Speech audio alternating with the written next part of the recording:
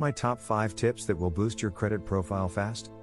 These are battle-tested strategies I use for myself to take my credit score from 560 to 740. Tip number 1, make your payments on time. This accounts for 35% of your credit score, so it is extremely important. Put your accounts on autopay if you can. Tip number 2, lower your credit utilization, i.e., the credit limit versus how much you owe on that card. This is 30% of your credit score. Start with your lowest credit card limits first. Tip number 3, work on your mix of the types of credit, i.e., revolving versus installment.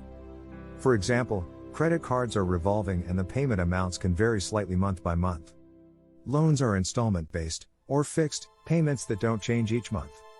So for example, if you don't have any revolving credit on your report, get a primary credit card. Tip number 4. Keep your inquiries down. Every time you apply for credit, an inquiry hits your credit report. Typically, you want to have 1 to 3 inquiries every 24 months, and they come off in 24 months. Note, if you discover hard inquiries on your report, you have the legal right to challenge something on your report that is not yours.